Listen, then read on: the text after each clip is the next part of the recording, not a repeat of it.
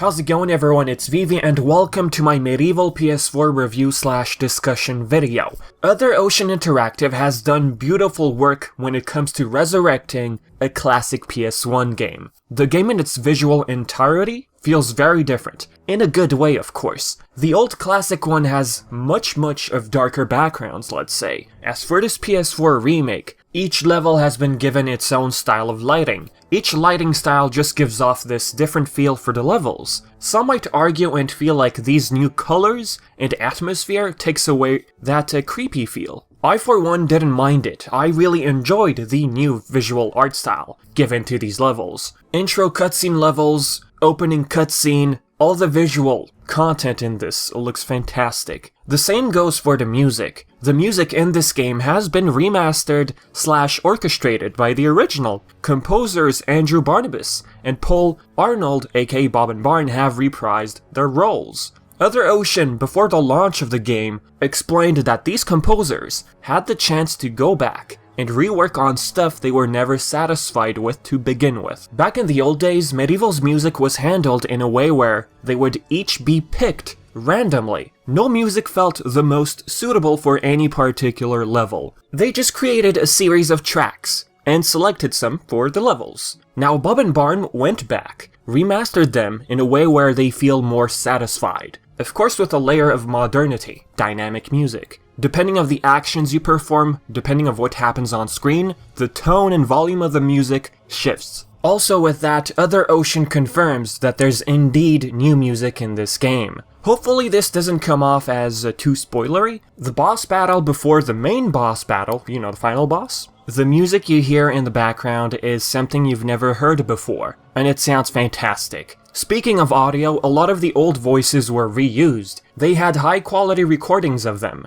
Other Ocean felt, the gargoyles especially, their voices were way too good, like unique. They couldn't get replaced. The new voices would be the narrator, Lani Minella, you know, when you read up the books, the introduction, the newly added bestiary by the way, there is narration in that also. Now there's no option to turn off the narrator. It didn't bother me, but I could understand why some people might be turned off by it at a certain point. The narrator has a very mixed style of humor, I find. I'm a fan of it, alright? Now speaking of books, there's an issue that arose a couple of times. When I would press triangle to read the book, it wouldn't respond. I kept pressing triangle over and over again, and nothing would happen. Like here for example, Scarecrow Fields. Nothing's going on, I'm trying to read the book, nothing happens. But it didn't feel overly abundant. It didn't ruin the experience, if that's what you think happened because of the books. But yeah, it's an issue that arose, I had to point it out. In the church, the narrator's voice does not match the line of dialogue.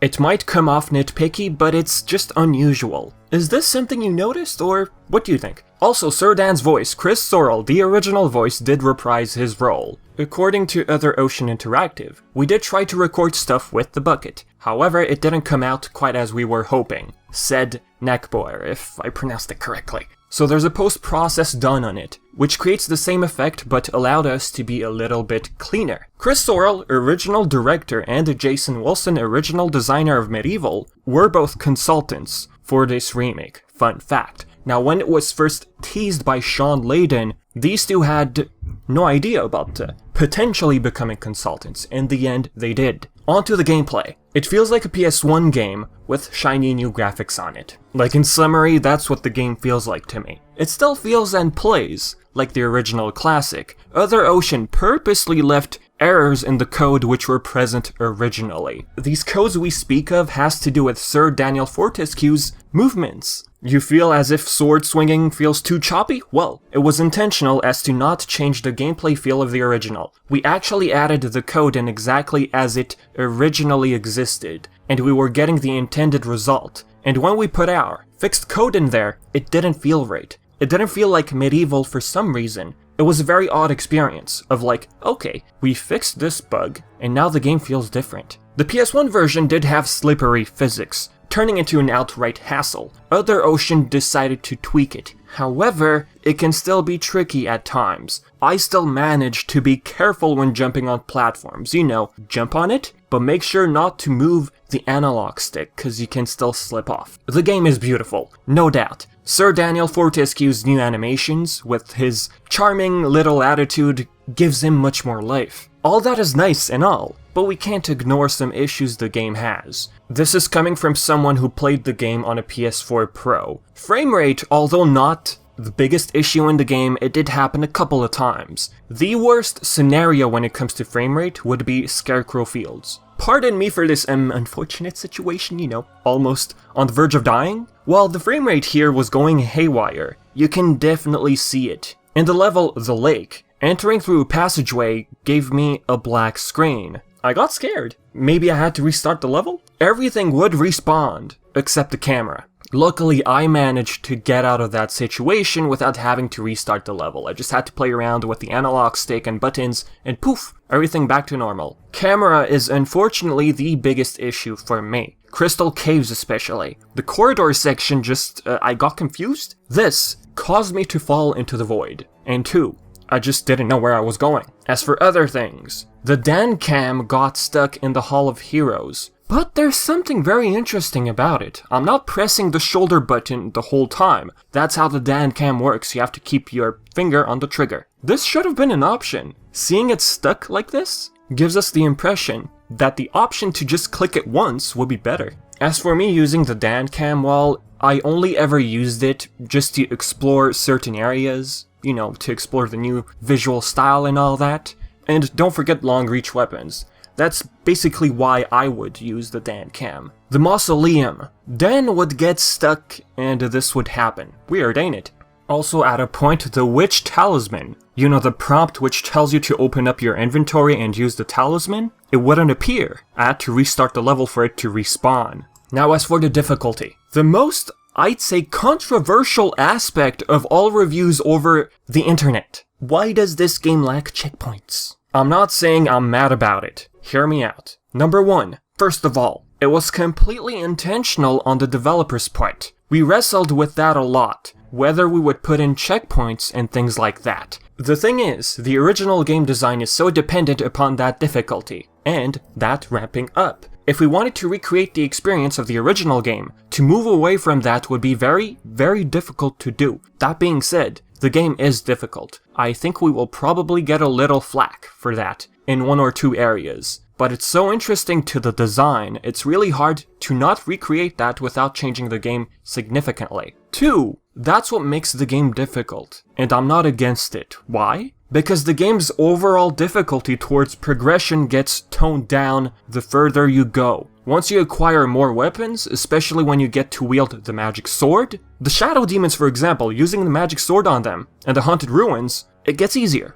But the thing about these Shadow Demons, there's no knockback in this remake. In the original, it was easier to handle these guys. So before you get more weapons, yes, it can feel unfair having to restart the whole level. Like let's say you come across a boss, you're low on health and you collected everything prior. You die during the boss battle and boom, you have to restart all over again. Yes, it can get frustrating. That happened to me mostly in the Ant Caves and the Enchanted Earth. Yes, it can feel deliberating, deciding on how to progress to a level, but that's the thing with MediEvil at the end of the day. You have to proceed cautiously. It's not as easy as it looks to be when it comes to the hack and slash genre. No, this is not a platformer. Overall, levels aren't that long. Having more weapons will feel easier as you progress. Unfortunately, not having checkpoints made reviewers over on the internet give this game a low score. That was the main cause of it, at least from what I've been reading. As for alterations, the HUD has been given new flair. I like it. It gives off this RPG vibe.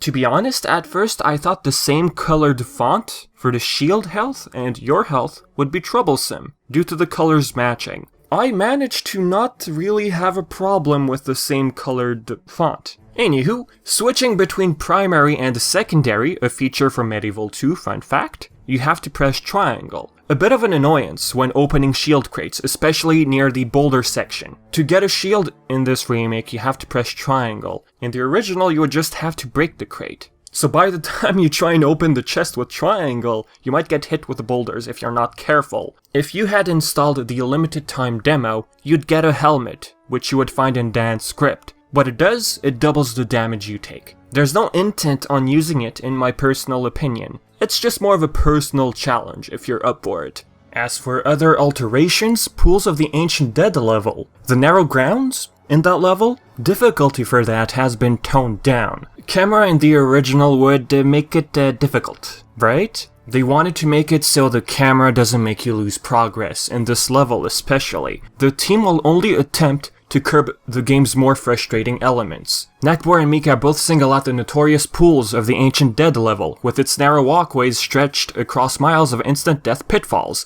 as a stress point that's been toned down. The goal is to retain the proper challenge, but to make sure players never lose progress to dodgy camera positioning or awkward controls. As for not so much of altering, with access to the original source code, Other Ocean explained that they were able to uncover extra move patterns or behavior of enemies. They especially point out the Pumpkin King as having that, as having hidden movesets which weren't used before, due to time constraints in the past. So summary, MediEvil PS4 looks stunning, the music sounds fantastic, it feels like you're playing the original. If you're a fan of retro style difficulty and gameplay, MediEvil PS4 is for you. However, since this game has camera issues, I'm gonna have to lower the score to a 7.5 on 10. Now on the brighter side of things, sales-wise, although not a definite number yet, MediEvil PS4 for 2 consecutive weeks has stood in the top 10 games in the UK physical sales. The game was competing with the likes of Call of Duty, Modern Warfare and FIFA 2020. For the first week in the UK, it sat at number 5. Second week, although still in the top 10 sales,